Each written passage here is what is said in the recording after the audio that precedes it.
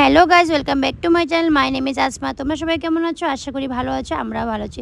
তো জানো না তো বন্ধুরা, বিশ্বকর্মা পূজার দিনে এত পরিমাণে বৃষ্টি, সারা রাত বৃষ্টি। ভাবলাম সকালবেলা বৃষ্টি কমবে, কিন্তু আসলে দেখো এখন পর্যন্ত বৃষ্টি কমতেছে। তখন যখন পণ্ডিত পূজা করছে তখন বাজে হলো যে 7টা, আর আমি উঠছি হলো যে সকাল 4টার সময়, যে পণ্ডিত বলছে 5টার সময় আসবে।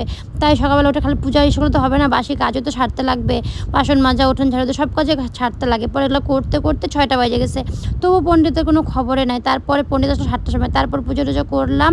তো ঘরে পূজাটা আমি দেখাইতে পারলাম না, কারণ ক্যামেরা করার মতন কেউ ছিল না। তারপরে আমরা যাচ্ছিলাম ঘরে পূজা শেষ করে, আমরা যাচ্ছিলাম হচ্ছে গাড়িটাকে পূজা করতে। বাইক পূজা হয়ে গেলো দেখলাই তোমরা। এখন গাড়িটা তো ধোয়া হয় না, কারণ বৃষ্টির মধ্যে গাড়িটা কীভাবে ধোয়া হবে। তো গাড়িটা বৃষ্টির মধ্যে যা ধোয়া হয়েছে আমি 1 বালতি জল নিয়ে যাইতেছিলাম, মানে প্রীতির পাপা 1 বালতি জল নিয়ে গেছে, ওইটাই 2টা চাকার মধ্যে দিয়ে দিবে। তারপরে যে পণ্ডিত মানে গল্প করতেছে দেরি হচ্ছে এই জন্য, যে বৃষ্টি আসতেছে কি এগুলো বলতে, কিন্তু আসলে না, কি বলতো, পণ্ডিত আরেকটা বাড়িতে পূজা করতেছিল, আমাদেরকে সেরকম করে বলতেছিল যে দেরি হইতে বৃষ্টির জন্য। তারপরে দেখো গাড়িটার মানে নিয়ম মাত্র ধুইলো, কারণ গাড়ি তো এমনিও সবসময় ধোয়াই হয়। তো গাড়িটা পূজা টুজা করার পর মানে পণ্ডিত এগুলো গল্প করতেছে।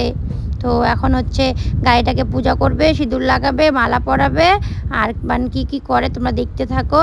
তো আমরা ভাবতে পারি না যে বিশ্বকর্মা পূজার দিন এত বৃষ্টি হবে, মানে দিনটাই আমাদের বেকার হয়ে গেল, মানে ভালোই লাগলো না। বৃষ্টির মধ্যে পূজা কি ভালো লাগে বলো তো?